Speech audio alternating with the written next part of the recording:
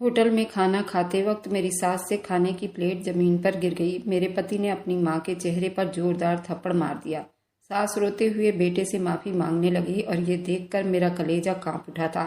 मेरी सास एक धार्मिक औरत थी और बहुत ही पूजा पाठ करती थी। हमेशा भगवान का माला जाप करती रहती थी। सुबह ही सुबह उनका देहांत हो गया था। मैं भी अपने पति को छोड़कर अपने माँ बाप के घर आ गई थी और अपने पति पर डिवोर्स का केस कर दिया था। अपना सामान उठाने गई तो पति को देखकर मेरा कलेजा फट गया था, क्योंकि ये था कहानी का शीर्षक। अब सुनिए मेरी पूरी कहानी मेरी जुबानी। मैंने नींद से अचानक आंख खोली तो मैं हड़बड़ाकर उठ बैठी। शोर की आवाज़ बहुत तेज थी। मैं जल्दी बिस्तर से उठकर बाहर की तरफ दौड़ी। ये आवाज़ मेरी सास के कमरे से आ रही थी। मैं सास के कमरे के दरवाजे पर रुककर देखने लगी। अंदर का मंजर मेरा होश उड़ाने के लिए काफ़ी था। मेरा पति सास के बाल पकड़े उन्हें न जाने क्या धमकियां दे रहा था। मैं आंखें फाड़े ये मंजर देखने लगी। मेरा दिल जैसे किसी ने मुट्ठी में जकड़ लिया हो। मेरी सास रोती हुई सूरत बनाए खुद को छुड़वाने की कोशिश कर रही थी। मेरे होश हवास ये देखकर बिल्कुल सुन्न हो रहे थे। मैं जल्दी आगे बढ़ी। ये क्या कर रहे हैं आप? छोड़ दो उन्हें। मैंने अपनी सास को छुड़वाने की कोशिश की तो मेरे पति ने झटके से सास के बाल को छोड़ दिया और एक गंदी सी गाली देकर गुस्से में चीजों को तोड़ फोड़ करके तेजी से बाहर निकल गया। मेरी सास ने रोते हुए मेरा बाजू पकड़ा। तुम्हारा बहुत बहुत धन्यवाद। उनकी दर्दनाक आवाज़ सुनकर मेरा दिल तड़प उठा था। मैं हैरान थी। कोई बेटा अपनी माँ के साथ ऐसा सलूक कैसे कर सकता था? आप आराम करिए, मैं आपके लिए नाश्ता बनाकर लाती हूँ। मैंने अपनी सास को तसल्ली दी। जल्दी अपने पति के तलाश में बाहर निकल गई ताकि उससे इस बारे में बात कर सकूं, मगर मेरा पति घर से बाहर निकल चुका था। मैं हैरान परेशान चूल्हे के आगे खड़ी सोच में गुम थी। वह मंजर मेरी नज़रों के सामने घूम रहा था। मैं बहुत बेचैन थी। मुझे अपने पति की हरकत किसी तरह भी स्वीकार नहीं थी। मैं गर्मा गर्म नाश्ता बनाकर अपनी सास के लिए ले गई तो उनके गालों पर लुढ़कते आंसू देखकर मेरा दिल दुखी से भर गया। आप नाश्ता कर लो। मैंने आगे बढ़कर उनके आंसू पोंछे। नाश्ता उनके सामने रख दिया। वे चुपचाप एक एक निवाला मुंह में डालने लगी। मैं तेजी से उठकर बाहर निकल आई क्योंकि मेरी अपनी आंखों से आंसू बहने वाले थे। मैं कमरे में टहल टहल कर अपने पति का इंतजार कर रही थी। उससे बात किए बिना मुझे सुकून न आने वाला था। मेरा नाम कनक है। मेरे माँ बाप पढ़े लिखे लोग नहीं थे, मगर वह एक अच्छे और संस्कारी परिवार से संबंध रखते थे। वह दोनों ही सुलझे हुए थे। पापा को जहाँ खानदानी रीति रिवाज का बहुत मान सम्मान था, वहीं माँ भी संस्कारी थी। उनके अंदर संस्कार कूट कूट कर भरा हुआ था। हम गरीब जरूर थे और कुम्हार थे। मिट्टी के बर्तन बनाकर थोक के भाव में सेल किया करते। हम लोगों के अंदर मेहनत मजदूरी कूट कूट कर भरा हुआ था। हम बहन भाइयों को न सिर्फ पाला था बल्कि पढ़ाई भी करवाई थी, मगर कभी किसी के सामने हाथ नहीं फैलाया था और न ही अपनी समस्याएं किसी से बताई थी। घर में बेशक हमने चटनी रोटी खाई या पानी से रोटी खाई, माँ ने कभी अपने मायके वालों के सामने अपनी समस्याओं का रोना नहीं रोया। माँ का कहना था, किसी को अपनी समस्याएं बताने का मतलब ये है कि आप उनसे मदद की उम्मीद रखते हो, इसलिए कभी अपने बुरे हालात के बारे में किसी को कोई बात ना करो, मगर मेहनत मजदूरी करके अपने हालात बदलने की कोशिश करो। पापा के तौर तरीके, समझदारी, उनका रहन सहन का तरीका देखकर हम सब बहन भाइयों का मिजाज भी माँ और पापा की तरह था। माँ पापा को झूठ बोलना और गलत काम करना बिल्कुल पसंद नहीं था, इसलिए हम सब बहन भाई माँ पापा के सामने झूठ बोलने से कतराते थे और कभी भी किसी भी बात के लिए झूठ का सहारा नहीं लेते। माँ ने हमारी परवरिश बहुत अच्छे वसूलों पर की थी। मैं जबकि घर में बड़ी थी, इसलिए माँ का संस्कार मुझ में कूट कूट कर भरा हुआ था। मैं स्कूल से आने के बाद माँ के घर के कामों में मदद करवाती और छोटे बहन भाइयों को भी पढ़ाया करती। माँ मुझसे बहुत खुश होती थी क्योंकि माँ की बहुत ही बात मानने वाली बेटी थी। ये सब कुछ मैंने माँ और पापा से ही तो सीखा था। माँ और पापा खुद पढ़े लिखे नहीं थे, लेकिन उन्हें अपने बच्चों को पढ़ाने का बहुत शौक था। उन्होंने हम सब बहन भाइयों की पढ़ाई पर बहुत ध्यान दिया था और हम सब ही हर साल अच्छे नंबरों से पास हो जाते थे। परिवार में किसी को मालूम नहीं था कि हमारे घर के हालात क्या है, बल्कि परिवार के सभी लोग हमें खाते पीते लोग समझते थे। जबकि महीने का गुजारा माँ कितने मुश्किल से करती थी, उसका अंदाजा मुझे बखूबी था। मैंने ग्रेजुएशन कर लिया तो माँ पापा से परमिशन लेकर पापा के स्कूल में नौकरी करनी शुरू कर दी। माँ और पापा नहीं चाहते थे कि मैं नौकरी करूँ। उनका कहना था मैं अपनी पढ़ाई पर ध्यान दूँ, मगर मैं ये देख रही थी बहन भाइयों के बड़े होने के साथ साथ घर की समस्याएं और ज़्यादा बुरी हो रही थी। क्योंकि अब उनके पढ़ाई पर पैसे ज़्यादा खर्च होने लगे थे और घर के राशन में भी अब ज़्यादा पैसे लगते थे। इसलिए मैं चाहती थी कि पापा का सहारा बनूं। मैं ये देख रही थी कि पापा की तबीयत कुछ दिनों से खराब रहने लगी थी, मगर वह फिर भी परवाह नहीं करते थे और बराबर मेहनत में लगे रहते। मेरी माँ घर में छोटे मोटे काम करके कुछ पैसे कमा लिया करती, मगर वह कमाई भी हमारे पढ़ाई में खर्च हो जाते। हमें तो और पैसों की ज़रूरत पड़ती और इसलिए मुझे ही आगे आना था, क्योंकि मेरा भाई घर में सबसे छोटा था। फिलहाल तो उससे जिम्मेदारी की उम्मीद ना रखी जा सकती थी। मैंने फैसला किया मैं पापा का बेटा बनकर दिखाऊंगी।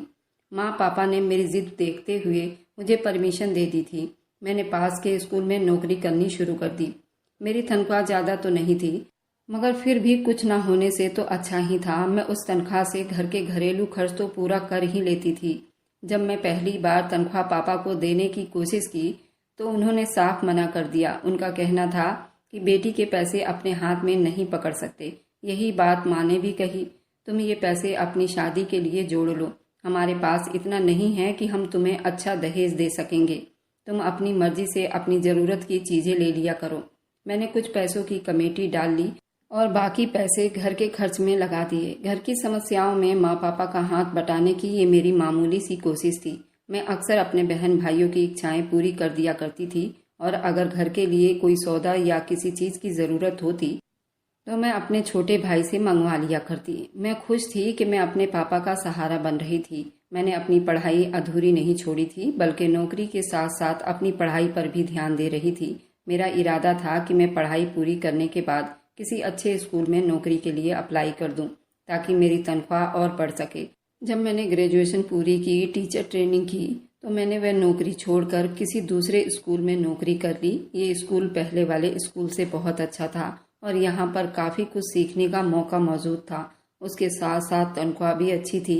मैं स्कूल में अपने काम से काम रखती थी, जबकि मैं बहुत मेहनती लड़की थी और मैं प्रिंसिपल के नज़रों में आ गई।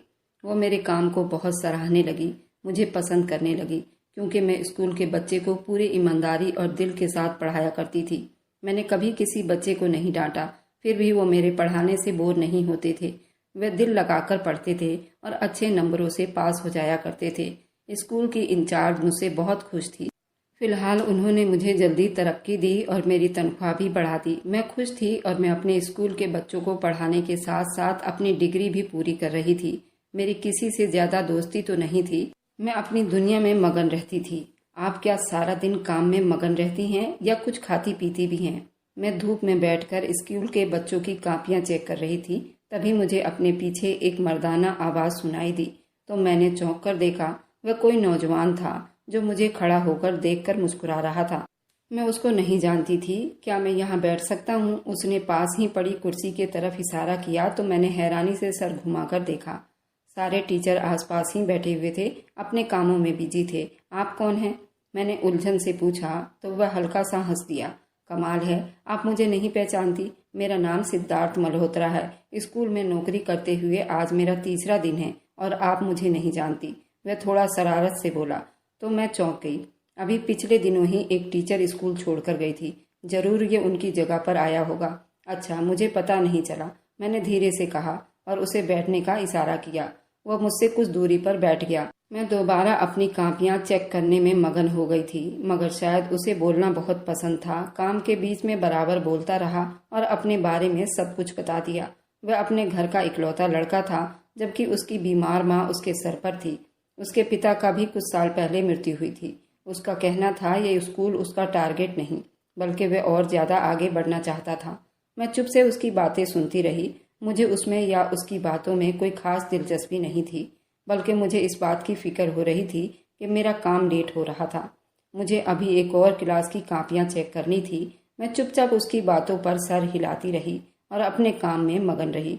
मुझे नौकरी करते हुए 2 से 3 साल बीत चुके थे। माँ और पापा को मेरी शादी की फिक्र थी, जबकि मैं शादी के लिए बिल्कुल अभी तैयार नहीं थी। मैं पापा का सहारा बनी हुई थी और यही चाहती थी कि अपने छोटे भाई बहनों की पढ़ाई में मदद कर दूं और उनका अच्छा फ्यूचर बनाने में उनकी मदद करूं। मैंने अपनी पढ़ाई पूरी कर ली थी, जबकि मेरे बहन अभी स्कूल में पहुंची थी और उनके खर्च उठा रही थी। अगर मेरी शादी हो जाती तो मुझे नौकरी भी छोड़नी पड़ती और मैं अपने बहन भाइयों का सहारा कैसे बनती। माँ और पापा रोज मुझे समझाने की कोशिश करते कि बेटियों को ज़्यादा देर घर में नहीं बिठाया जाता, क्योंकि उम्र बढ़ने के साथ साथ अच्छे रिश्ते नहीं मिलते। और माँ पापा की नज़रों में कुछ रिश्ते मौजूद थे, लेकिन वो मुझे बिल्कुल भी पसंद नहीं थे, क्योंकि लड़के ना तो पढ़े लिखे थे और ना ही उनके पास कोई अच्छी नौकरी थी। गरीब घर का रिश्ता लाने से पहले लोग कई बार सोचते हैं। जो लोग आते हैं इस नीयत से आते हैं, मैं सारी जिंदगी नौकरी करूं और लड़के और उसके घर वालों का सहारा बनूं। तो अगर मुझे सहारा ही बनना था तो मैं अपने माँ बाप का क्यों न बनती, अपनी शादी के बाद ससुराल का सहारा क्यों बनती। मुझे किसी ऐसे आदमी की तलाश थी जो मेरे साथ मेरे कदम से कदम मिलाकर चले और जिसको मेरी नौकरी की ज़रूरत ना हो। जब मैंने अपने पापा को अपनी बात समझाई तो वो समझ गए। वे मेरी मर्जी के बगैर जबरदस्ती कुछ भी नहीं करना चाहते थे। एक दिन मैं स्कूल से घर लौटी तो घर में अजीब हलचल थी। क्या बात है माँ, क्या कोई खास मेहमान आ रहे हैं? मैं रसोई में खास तैयारी देखकर पूछ रही थी। हाँ, तुम्हारे रिश्ते वाले आ रहे हैं। माँ की बात सुनकर मैं हैरान रह गई थी। अब ये कौन से रिश्ते वाले थे, जबकि मैंने माँ को अपनी पसंद पहले ही बता रखे थे। माँ, आपको बताया तो था कि मुझे शादी वादी नहीं करनी। माँ, मैं आज स्कूल के काम से कुछ ज़्यादा ही थक गई हूँ और अब ये मेहमानों का झंझट मुझे उलझन होने लगी है। माँ, मैं अपने कमरे में जा रही हूँ, मेहमानों के सामने नहीं आऊंगी, आप खुद ही निपट लेना। मैंने माँ को कहा तो वह हैरानी से मुंह खोलकर मुझे देखने लगी। मगर इस बार तुम्हारे पसंद का रिश्ता आया है, तभी तुम्हें ऐतराज है? माँ की बात सुनकर मैं हैरान हुई थी। माँ, मेरी पसंद का कौन सा रिश्ता आ गया? मैंने उलझन भरे शब्दों में कहा था। तुम्हारे साथ स्कूल में नौकरी करता था, सिद्धार्थ नाम है उसका। उसकी माँ ने आज फोन पर मुझसे बात की थी। वह तुम्हें पसंद करने लगा है और तुमसे शादी की इच्छा भी कर रहा है। आजकल किसी अच्छी कंपनी में नौकरी भी कर रहा है। माँ ने मुझे पूरी बात बताई तो मैं हैरान होकर माँ को देखने लगी। सिद्धार्थ 2-3 महीने पहले ही हमारे स्कूल में नौकरी कर रहा था। उसे नौकरी छोड़े हुए भी आज 1 साल से ऊपर हो गया था।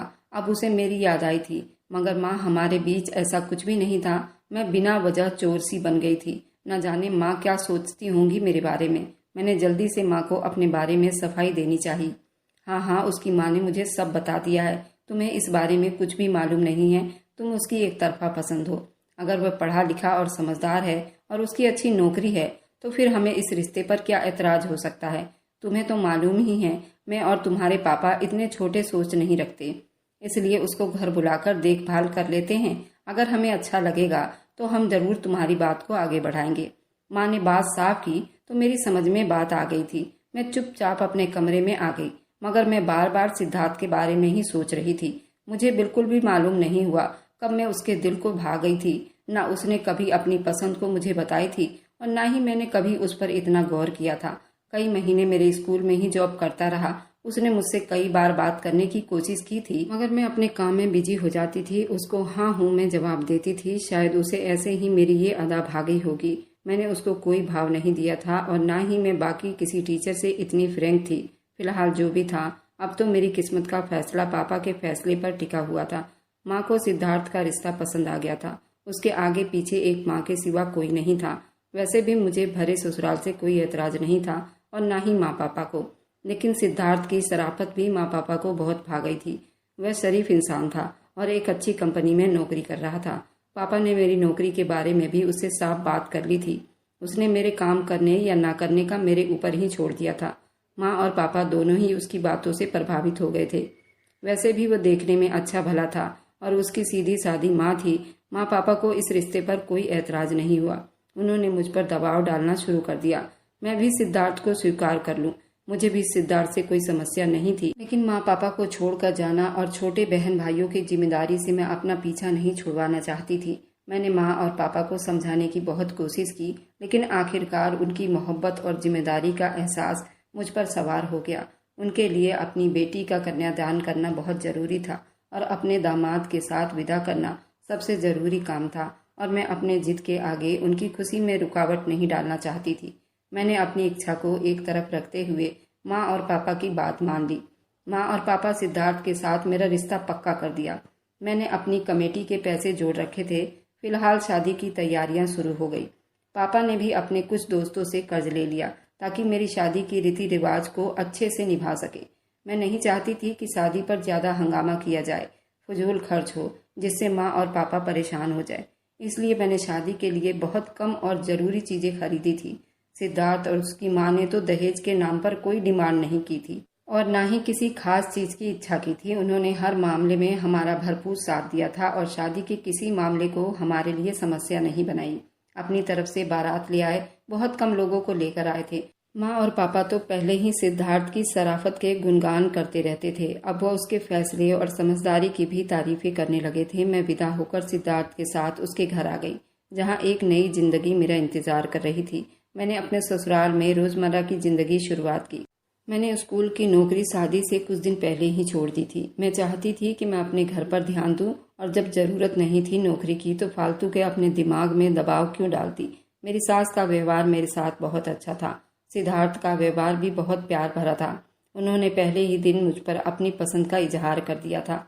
सिद्धार्थ ने बताया उसने मुझे पहली नज़र में ही पसंद कर बैठा था, लेकिन उन्होंने कभी मेरे सामने अपनी पसंद का इजहार नहीं किया था, क्योंकि वो समझ गए थे कि मैं ऐसी वैसी लड़की नहीं हूँ जो किसी की बातों में आ जाऊं। फिलहाल उन्होंने यही फैसला किया कि जब भी शादी का मौका आएगा वे अपनी माँ को मेरा हाथ मांगने के लिए भेज देंगे। उन्होंने ऐसा ही किया। अपने पति के मुंह से उनकी पसंद का इजहार सुनकर मैं खुशी से निहाल हो गई थी। ये बात मुझे बहुत पसंद आई कि सिद्धार्थ ने मुझे हासिल करने के लिए मुनासिब और इज्जतदार तरीका अपनाया था। अगर वो मुझसे दोस्ती की इच्छा करते या स्कूल में अपनी मोहब्बत का इजहार करते तो शायद मैं उन्हें कोई अहमियत ना देती, हमारी मोहब्बत कभी पूरी ही ना होती। लेकिन उन्होंने जिस समझदारी और तरीके से अपने जज्बात का इजहार किया उसने मुझे भी अपनी बातों से संतुष्ट कर दिया था। मेरी नई जिंदगी शुरू हो गई थी। मेरी शादी को अभी 1 हफ्ता ही हुआ था। मैंने अपने पति को अपने सास पर हाथ उठाते देखा। ये मंजर मेरे लिए बर्दाश्त करने वाला बिल्कुल नहीं था। मेरे दिमाग में भी ये बात नहीं था कि सिद्धार्थ ऐसा इंसान होगा जो अपनी माँ पर हाथ उठा सकता है। मैं बहुत डर गई थी, ये समझ नहीं पा रही थी क्या करूं। मैंने सिद्धार्थ से बात करने की कोशिश की थी। माँ पर हाथ उठाना दूर की बात है, उनसे ऊंची आवाज में बात करना भी गलत है। तुम पढ़े लिखे हो और समझदार हो, माँ के साथ ऐसे कैसे कर सकते हो। लेकिन उसके चेहरे पर पछतावा के असर दिखाई नहीं दिए थे। वह उल्टा मुझे ही डांटने लगा, मगर उसकी बात में कोई दम नहीं था। उसने मुझे बताया उसकी माँ अनपढ़ गंवार है, उसे बोलने की तमीज नहीं है। कभी इतना ऊंचा चिल्लाकर बोलती हैं, ना ही उन्हें खड़े होने की तमीज है, ना ही बोलने की। पर मैं अपनी सास के साथ रह रही थी, मुझे ऐसा कुछ भी दिखाई नहीं दिया। हाँ, वह कम पढ़ी लिखी थी, थोड़ी आवाज उनकी तीखी थी। वह कुछ भी बोलती थी तो बाहर तक सुनाई देता था। लेकिन इसका मतलब ये नहीं कि सिद्धार्थ को अपनी माँ पर हाथ उठाने की नौबत आ गई थी।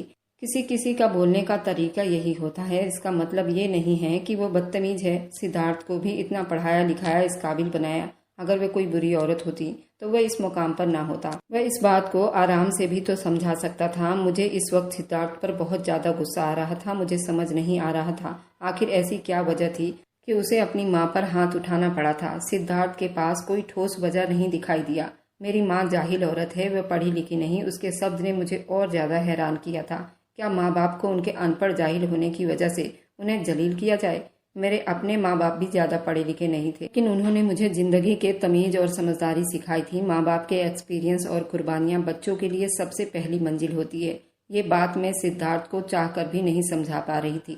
मुझे एहसास हो चुका था सिद्धार्थ को समझाना बेकार है, लेकिन मैंने फिर भी अपनी कोशिश चालू रखी थी। शायद उसे अपनी गलती का एहसास हो जाए। मैं सिद्धार्थ को समझाने की कई तरीके निकाले और उसे कहा कि वह आइंदा कभी अपनी माँ पर हाथ नहीं उठाएगा। माँ की गरिमा और उनकी इज्जत का ध्यान रखना हम बच्चों पर अपने अपने माँ बाप का कर्तव्य है। मैंने सिद्धार्थ को धार्मिक तरीके से भी समझाया था। इस संगीन पाप करने के बारे में उसे डराया था। वह दोबारा ऐसी हरकत ना करे। इस किस्से के बाद सिद्धार्थ की इज्जत मेरे दिल में कम हो गई थी। मैंने ये महसूस किया था कि मैं सिद्धार्थ को दोबारा ऐसा कोई मौका न आने दूंगी, उसको अपनी माँ पर हाथ उठाना पड़े। मैं अपनी सास की बहुत इज्जत करती और उनका बहुत ख्याल रखती थी। उनकी सेवा में कोई कमी नहीं आने देती। मैंने जल्दी ही घर का सारा काम संभाल लिया था। काम करने की मुझे शुरू से ही आदत थी। मैं अपने माँ बाप का भी बहुत ख्याल रखती थी और अब मेरी सास की जिम्मेदारी भी मेरा कर्तव्य था और उनका सेवा करना भी मेरा ही कर्तव्य था। मेरी माँ थी, वैसे भी मेरे पति का रवैया उनके साथ अच्छा नहीं था, इसलिए मेरी सारी हमदर्दियाँ अपनी सास के साथ ही थी। मैंने अपनी सास के व्यवहार पर नजर रखनी शुरू कर दी ताकि ये जान सकूं कि आखिर मेरे पति उनसे इतना गुस्सा क्यों रहते हैं। लेकिन मैंने उनके व्यवहार में कोई ऐसी बात नहीं देख पाई थी। वह एक साधारण औरत थी। पूजा पाठ भी थोड़ी तेज आवाज में करती थी, बाहर तक सुनाई देता था। वह जितना धार्मिक थी अपने हिसाब से सही बोलती थी। उनमें कोई भी ऐसी बुराई नजर नहीं आती थी वो मीट मछली अंडा ये सब कुछ नहीं खाती थी, ना ही घर में बनाती थी, और सिद्धार्थ ये सब कुछ खाता था। जबरदस्ती अपनी माँ से बनवाता था। अगर वो मना करती तब भी उनको जाहिल गंवार बोलता। माँ को कहता, माँ तुम्हें नहीं मालूम मीट खाने से शरीर के अंदर बहुत से अंगों को ताकत देती है, आपको क्या मालूम, आप तो जाहिल हो। और कहता हूँ तो समझती नहीं। लेकिन सिद्धार्थ इसी बात पर अपनी माँ पर कई बार हाथ उठा चुका था और मीट भी खाता था।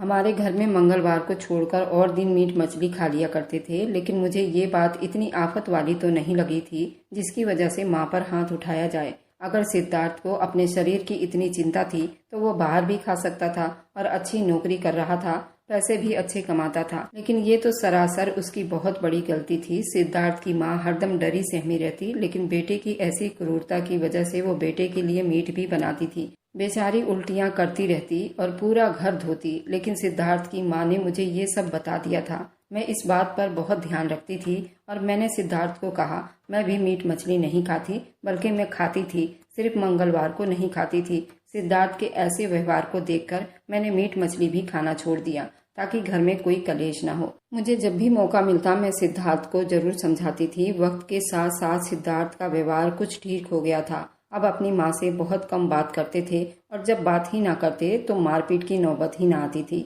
मैं दिल से उन्हें माफ नहीं कर पाई थी। वह मंजर जब भी मुझे याद आता तो मुझे सिद्धार्थ से बहुत उलझन महसूस होती और मैं चाहती कि वो मुझसे दूर रहे, लेकिन फिर मुझे वह किस्सा भूलना पड़ा था। आखिर वो मेरा पति था और मैं अपने कर्तव्य से दूर नहीं रह सकती थी। मैंने ये बात अभी तक अपने माँ बाप को भी नहीं बताया था और ना ही मैं बताना चाहती थी। अपने पति के अजीब व्यवहार और बर्ताव के बारे में मैंने अपनी माँ से नहीं बताया, इसलिए मैं चुप और सब्र करके अपने पति की इतनी बड़ी गलती बर्दाश्त कर ली और घर के माहौल को खुश रखने की कोशिश करती रही।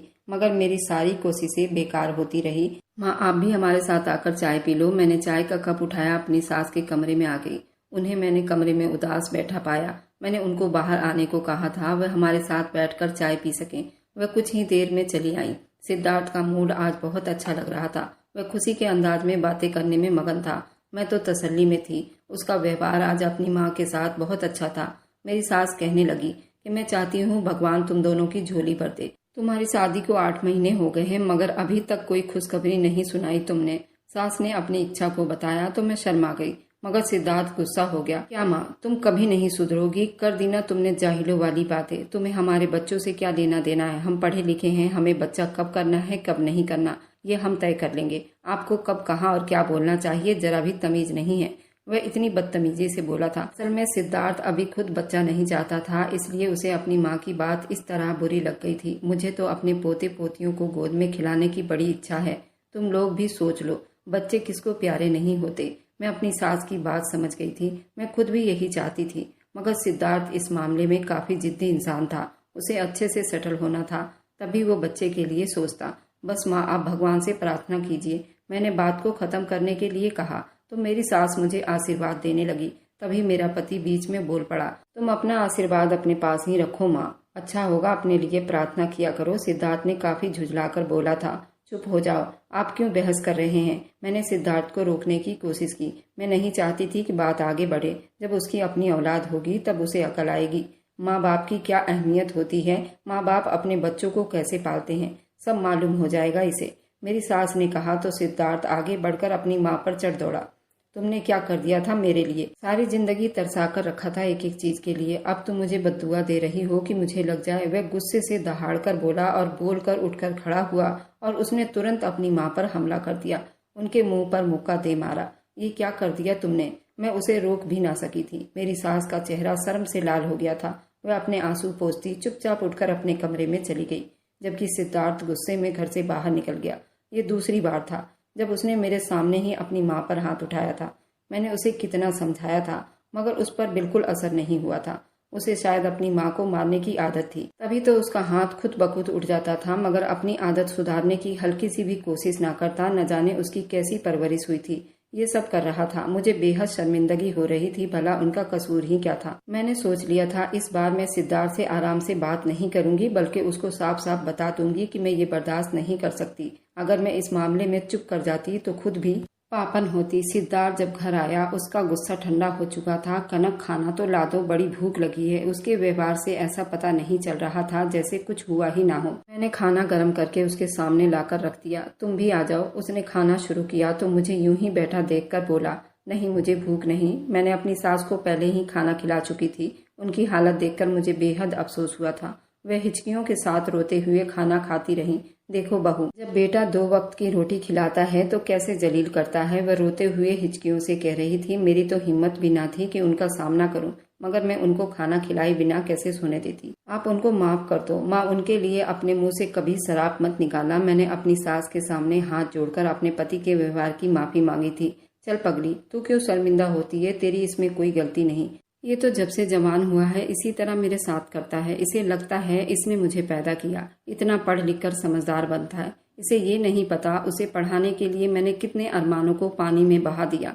उसे तो लगता है वह सब कुछ जन्म होते ही सीख गया था। तू तो बहुत अच्छी है, भगवान तुझे सुखी रखे। उन्होंने मुझे आशीर्वाद दिया तो मैं उनका पैर छूते बर्तन समेट कर निकल आई थी। तब से अब तक मैं सिद्धार्थ का इंतजार कर रही थी। अपनी माँ के कमरे में जाने और माफी मांगने की बजाय वह खाना मंगाकर खाने में मगन था। सिद्धार्थ, मैंने फैसला कर लिया है, मैं और ज्यादा इस घर में नहीं रह सकती। मैंने उसे अपना फैसला सुनाया तो वह दंग रह गया। ये क्या कह रही हो? उसने तुरंत खाना छोड़ दिया था, मेरी तरफ देखा। मैं तुम्हारी माँ के साथ ये व्यवहार और ज्यादा बर्दाश्त नहीं कर सकती। मैं तुम्हें समझाने की बहुत कोशिश की मगर तुम मेरी बात नहीं समझ सकते, क्योंकि तुम्हें आदत पड़ गई है और ये आदतें इतनी आसानी से नहीं बदलती। इसलिए मैंने यही अच्छा समझा है कि मैं इस घर को छोड़कर चली जाऊंगी। मैंने अपनी बात पति को समझाने की कोशिश की, वो हैरान रह गया। मैं कोशिश तो कर रहा हूँ, प्लीज ये बात खत्म कर दो। तुम क्यों ये सब कुछ बर्बाद करने पर तुली हुई हो? वह खुद ही मुझे गुस्सा दिलाती है। सिद्धार्थ को अपने व्यवहार पर कोई भी पछतावा नहीं था। मुझे लगता था अगर कोई अपनी माँ पर जुल्म करता है तो वह कुछ भी कर सकता है। सिद्धार्थ जब अपनी माँ पर हाथ उठा सकता है तो मुझ पर भी उठा सकता था। अभी तो उसकी माँ उसका गुस्सा सहने को मौजूद थी। अगर उसकी माँ इस दुनिया में ना रही तो उसका अगला निशाना मैं ही बनती। मैंने दिल में फैसला किया था, इस बारे में अपने इरादे पर अटल रहूंगी। सिद्धार्थ से बात करना फिजूल लग रहा था। फिलहाल मैं उठकर अपना सामान समेटने लगी। सिद्धार्थ, मैं ऐसा व्यवहार अब ज्यादा बर्दाश्त नहीं कर सकती, मुझे माफ कर दो। ऐसा दोबारा नहीं होगा। मैं अपनी तरफ से बहुत कोशिश करता हूँ, लेकिन कोई ना कोई बात हो जाती है। मुझे थोड़ा वक्त दो। मगर तुम इस तरह मुझे छोड़कर चली जाओगी तो मेरा व्यवहार बदल जाएगा। नहीं, ऐसा करने से तो मैं और ज्यादा डिप्रेशन का शिकार हो जाऊंगा। प्लीज मेरे खातिर ना सही, अपनी सास के खातिर ही रुक जाओ। और सिद्धार्थ की बातें सुनकर मुझे अजीब लग रहा था, क्योंकि वो मुझे रोकने के लिए अपनी माँ का ही सहारा ले रहा था। ये सब मेरे लिए बर्दाश्त से बाहर था। कनक, मैं वादा करता हूँ मैं खुद को ठीक करने की कोशिश करूंगा और अपनी माँ से माफी मांग लूंगा। मैं जानता हूँ ऐसा करना बहुत गलत है, मगर मैं गुस्से में ऐसा कर देता हूँ और फिर अपने आप पर काबू नहीं रह पाता। सिद्धार्थ की बातें सुनकर मैं सोच में पड़ गई थी। शायद मुझे उसे एक और मौका दे देना चाहिए था। वैसे भी माँ पापा के चौखट पर जाकर बैठना नहीं चाहती थी। उन्होंने कितनी मुश्किलों से तो मेरी शादी की थी।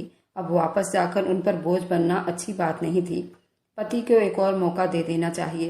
वैसे भी सिद्धार्थ का व्यवहार मेरे साथ बिल्कुल ठीक ठाक था। उसने कभी ना तो मुझ पर गुस्सा किया था और ना ही हाथ उठाया था, क्योंकि वह अपना सारा गुस्सा अपनी माँ पर ही उतार लिया करता था। उसे माँ की बात सुनकर एकदम ही गुस्सा आ जाया करता था। न जाने माँ पर इतना गुस्सा क्यों करता था। मुझे उसके व्यवहार की समझ नहीं आती थी। अपनी गलती का एहसास कर सकता था, लेकिन वह ऐसा नहीं करता था। शायद उसके पीछे कोई वजह हो। मैंने जानने की भी बहुत कोशिश की थी, मगर मुझे ऐसी कोई वजह समझ नहीं आई थी। मेरी सास अच्छी भली सुलझी हुई औरत थी, लेकिन शायद कहीं उसके दिमाग में बचपन में ही कुछ ऐसी बातें बैठ गई हों। लेकिन उसके माँ के परवरिश में कोई कमी नहीं थी। फिर भी सिद्धार्थ का व्यवहार मेरी समझ से बाहर था। ठीक है, लेकिन तुम्हें अपनी माँ से माफी मांगनी पड़ेगी, मैंने सोचकर कहा। तो सिद्धार्थ जल्दी उठा, अपनी माँ के कमरे की तरफ बढ़ गया। मैं भी उसके पीछे चली आई ताकि देख सकूं कि वह सच में माफी मांग रहा है या नहीं। लेकिन वह अपनी माँ के सामने गया, माफी भी मांगी। मैंने अपने कानों से सुना वो माफी मांग रहा था। मेरी सास ने भी जल्दी माफ कर दिया। ये देखकर मुझे खुशी हुई थी। शायद सिद्धार्थ को अपनी गलती का एहसास हो जाए कि मेरी सास ने उसे कितनी आसानी से माफ कर दिया था। शायद उसके दिल में अपनी माँ के लिए मोहब्बत पैदा हो जाए। सिद्धार्थ का व्यवहार सच में बहुत बदल चुका था। वो मेरी सास पर गुस्सा नहीं करता। मेरी सास अपने कमरे से बाहर निकल आई और सिद्धार्थ के साथ बैठकर खुशी से बातें कर रही थी। सिद्धार्थ अपनी माँ से हंसी खुशी बात करता और उनका ख्याल भी रखने लगता। मुझे ये सब देखकर बड़ी खुशी हुई थी। अगर मेरे पति के बदलते व्यवहार की वजह मैं थी तो मुझे इस बात की और खुशी थी कि चलो मेरी वजह से उसका व्यवहार अपनी माँ के साथ ठीक हो गया था। मैं किसी के लिए तो खुशी का कारण बन रही थी। मैं उसका पहले से भी ज्यादा सेवा करती और अपनी सास की भी बेहद ख्याल रखती थी। मुझे ढेरों आशीर्वाद देती। मेरी शादी को 2 साल बीत चुका था। पिछले काफी दिनों से सिद्धार्थ ने अपनी माँ के साथ कोई बदतमीजी नहीं की थी और अब वो अपने बच्चों के बारे में भी सोचने लगा था, क्योंकि सिद्धार्थ को दफ्तर की तरफ से तरक्की मिल गई थी जिसका वह काफी साल से इंतजार में था। अब वो बच्चे की जिम्मेदारी उठाने को तैयार था। मैं अपने घर में खुश थी और तसल्ली में थी। एक दिन सिद्धार्थ ने मुझे बाहर ले जाकर खाना खिलाने को कहा था। मैं खुशी खुशी तैयार होने लगी। सिद्धार्थ, हम माँ को भी साथ ले चलते हैं, वह अकेले घर पर क्या करेंगी। मुझे अपनी सास का ख्याल आया। मैंने जल्दी सिद्धार्थ को कहा। वह भी राजी हो गया। ठीक है, तुम माँ से कहो कि वह भी तैयार हो जाए, मैं अपने दोस्त की गाड़ी लेकर आता हूँ, उसने कहा तो मैं खुशी से अपनी सास के कमरे की तरफ बढ़ गई। हम सब होटल पहुंचे। माँ धीरे से बोली, बहू, ऐसे होटल में चलना जहाँ मांस मछली ना खाते हों। लेकिन ये बात सिद्धार्थ ने सुन ली थी। इस बात पर गुस्सा आ गया था। मैंने भी होटल पहुंचकर वेज खाना ही मंगवाया था, लेकिन सिद्धार्थ ने वहां पर अपने लिए बकरे का मीट मंगवा लिया। माँ को वहीं पर वोमिटिंग की हूल आने लगी। अपने आप को नहीं संभाल पाई और हाथ खाने से जा टकराया। वहां सबके सामने ही पलटी कर दी और बर्तन भी नीचे गिर गए। मेरी सास कुछ डर में पड़ गई थी, जबकि सिद्धार्थ भी शर्मिंदा सा हो गया। सारा खाना फर्श पर इधर उधर बिखर गया था। मैं जल्दी अपनी सास को संभालने लगी। वेटर जल्दी ही हमारी तरफ लपका था। मैं आपको दूसरी प्लेट लाकर देता हूँ, सिद्धार्थ ने गुस्से में कहा। रहने दो, कोई जरूरत नहीं, उसको खाना खाने की तमीज नहीं। तुम्हें ही शौक था ना उनको यहाँ पर लाने का। बेइज्जती करवा कर रख दिया इस बुढ़िया ने। लोगों का ध्यान इधर उधर हुआ तो सिद्धार्थ ने आगे बढ़कर पूरी ताकत से अपनी माँ को थप्पड़ दे मारा। वह तो इस हमले के लिए बिल्कुल भी तैयार नहीं थी। फिलहाल कुर्सी से नीचे गिर पड़ी थी। आसपास के लोग दोबारा हमारी तरफ देखने लगे थे। वह बिल्कुल हिलकर रह गई थी। मैंने जल्दी अपनी सास को नीचे से उठाया और वापस कुर्सी पर बिठा दिया। उनका पूरा जिस्म कांप रहा था। उनकी हालत देखकर मुझे उन पर बहुत तरस आया और सिद्धार्थ पर गुस्सा आ रहा था। तुम्हें ऐसा नहीं करना चाहिए था। तुम्हें जरा भी शर्म नहीं आया। अगर आज मीट ना खाते तो क्या मर जाते। तुम्हें तो अपनों से ज्यादा लोगों की फिक्र पड़ी है, मैंने दबे दबे शब्दों में और धीमे शब्दों में कहा। मगर सिद्धार्थ की आंखों में सिर्फ गुस्सा और बदतमीजी थी। मेरा दिल भगवान से बहुत डर रहा था। मैं जानती थी इसका ये हरकत भगवान की नजरों से छुपा नहीं। इसने बहुत बड़ा पाप किया है और इसका एहसास उसे एक न एक दिन जरूर होगा। हमने जल्दी से खाना खत्म किया और घर वापस आ गए। मैं अंदर ही अंदर रोती रही। मेरे दिल में दुख था। मैं अपनी सास को अपने पति के जुल्म से बचा नहीं पाई थी।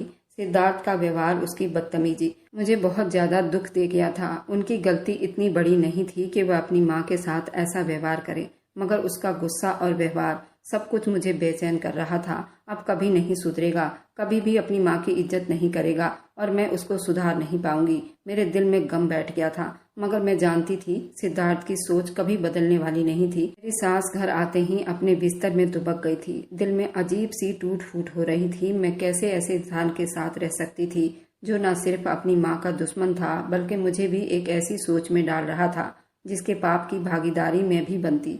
सब कुछ मेरे सामने हो रहा था और मैं कुछ कर नहीं पा रही थी। मुझे सारी रात नींद नहीं आई थी। अजीब सी बेचैनी हो रही थी। शाम का मंजर सारी रात मेरे दिमाग में चलता रहा, जबकि सिद्धार्थ के खर्राटे पूरे कमरे में गूंज रहे थे। मैं सुबह सवेरे उठकर अपनी सास के लिए नाश्ता बनाकर ले गई। असल में मुझे रात की जो शर्मिंदगी थी, मैं उसको तसल्ली देकर दूर करना चाहती थी। माँ उठ जाए अपनी सास को बेइज्जती में देखकर और ऐसे पड़े देखकर मैंने दोबारा आवाज लगाई, मगर उनके जिस्म में कोई हरकत ना हुई। माँ, क्या हुआ आपको? मैंने आगे बढ़कर उनको हिलाया, मगर वह इस दुनिया में नहीं थी। वह खत्म हो चुकी थी। मैंने अपने मुंह पर हाथ रखकर खुद को चीखने से रोका और भागकर सिद्धार्थ को जगा दिया। मेरी सास अपने बेटे के हाथों अपनी ये बेइज्जती बर्दाश्त ना कर सकी और इस दुनिया से रूठ कर चली गई। मेरा दिल बुरी तरह से परेशान था। मैं तो उनसे माफी भी न मांग सकी थी और न उन्होंने सिद्धार्थ को माफी मांगने का मौका दिया था। न जाने सारी रात उन पर क्या बीती होगी। उन्होंने हम में से किसी को नहीं उठाया और न ही अपनी तकलीफ के बारे में किसी को कुछ बताया था। वह चुपचाप इस दुनिया से चली गई थी, जैसे हम दोनों से रूठ कर चली गई हूँ। मैं कनकियों से सिद्धार्थ को देख रही थी। उसे अपनी माँ के मौत का कितना अफसोस हो रहा है, मगर मैं उसे देखकर हैरान थी। उसके चेहरे पर जरा सी भी मायूसी दिखाई नहीं दे रही थी, न कोई शर्मिंदगी थी। ऊपर से कहने लगा, अभी शोर मत मचाओ, मुझे थोड़ा सा नाश्ता कर लेने दो। मैं उसे आश्चर्य से देखने लगी। कैसा इंसान है, कहने लगा, न जाने कितनी देर तक अंतिम संस्कार का काम चलेगा। मैं बिना नाश्ता किए नहीं रह सकता। उसकी आंख से अपनी माँ के लिए एक भी आंसू नहीं निकला था, जबकि मैं बराबर आंसू बहा रही थी। ऐसा जल्लाद इंसान मैंने कभी अपने जीवन में नहीं देखा था। वो मुझे बिल्कुल पसंद नहीं आ रहा था। जब सासू माँ का अंतिम संस्कार पूरा हुआ, मैंने अपनी माँ से कहा, मैं आपके साथ जाऊंगी। अपनी सास के अर्थी को पकड़कर मैं रो रही थी।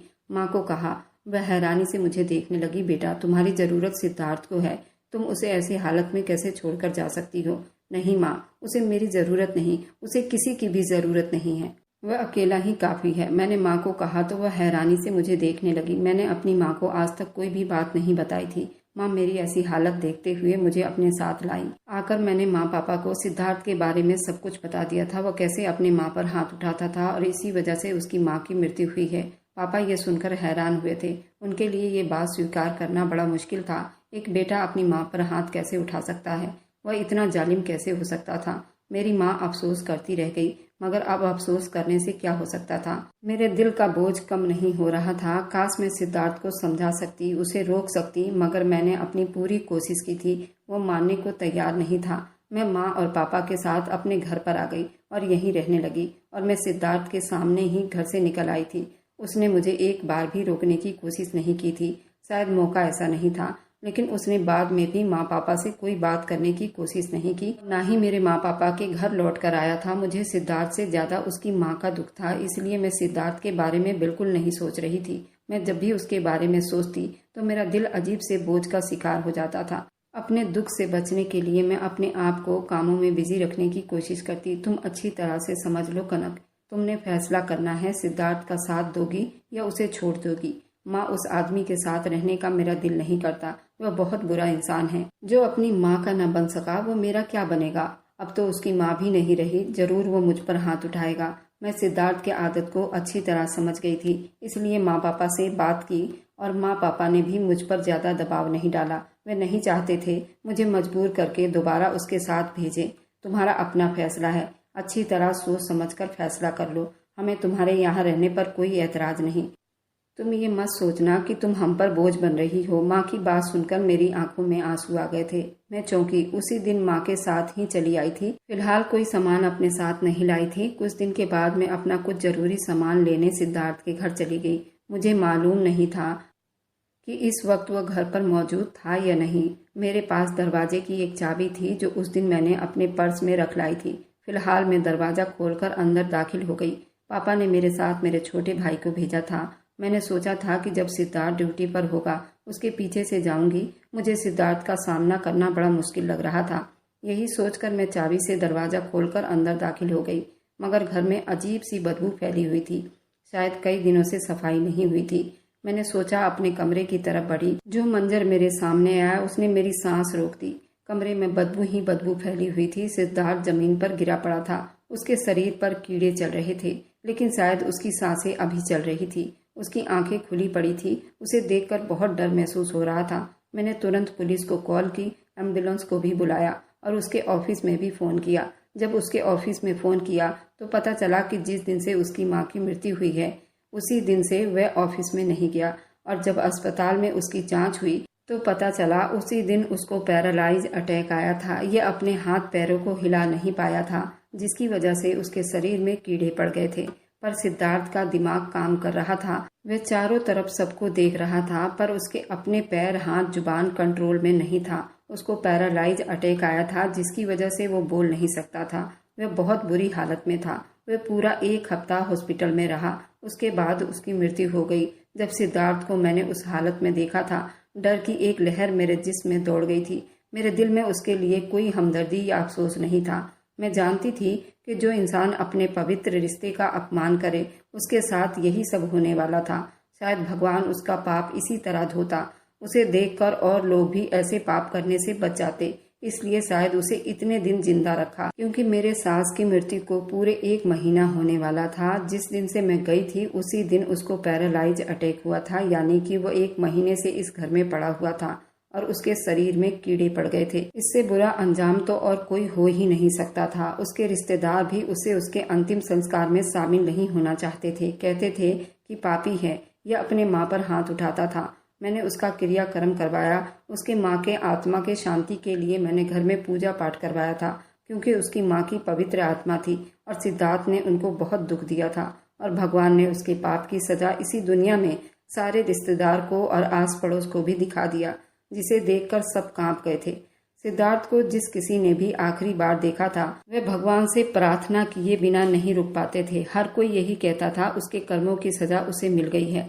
माता पिता में भगवान बसते हैं और भगवान पर इसने हाथ उठाया है, इसकी सजा यही होनी चाहिए। मुझे भी कई साल लगे इस सदमे से बाहर आने में। लोग रिश्तों में उलझ कर रह जाते हैं, कभी पत्नी अच्छी होती है, कभी माँ बुरी होती है, लेकिन हर एक बेटे को यही सीखना चाहिए, किसी भी औरत का अपमान नहीं होना चाहिए। अगर तुम अपनी माँ को इज्जत दोगे, उनका मान सम्मान करोगे, तो भगवान खुद ब खुद तुम्हारे सारे रिश्ते मधुर कर देगा। बेटे को पढ़ाई के साथ दिमाग में ये भी डालना चाहिए कि अपने माँ का और अपनी पत्नी का और अपनी बहन का, हर उस औरत के रिश्ते का मान सम्मान जरूर करे, उसका पहला कर्तव्य होना चाहिए। और मेरी वीडियो आप लोग जहाँ कहीं से भी देखते हैं, कमेंट में अपने शहर का और राज्य का नाम जरूर बताइए। मुझे आप लोगों के कमेंट पढ़ने में बहुत आनंद आता है और उन सभी का मैं बहुत बहुत धन्यवाद करना चाहती हूँ। जो लोग मेरी वीडियो को देखते हैं, लाइक करते हैं और शेयर करते हैं। अगर आपको आज की कहानी पसंद आई है तो वीडियो को जरूर लाइक कीजिएगा और अपने दोस्तों के साथ शेयर भी कीजिएगा। और हाँ, अगर आपने अभी तक हमारे चैनल को सब्सक्राइब नहीं किया है तो जरूर जाकर सब्सक्राइब कर लें। मिलते हैं हम अपनी कल की एक और नई दिलचस्प कहानी के साथ। मुझ पर सदा अपना प्यार और स्नेह बनाए रखें। सभी को मेरा प्यार भरा नमस्कार। दोस्तों, खुश रहें, स्वस्थ रहें, मस्त रहें।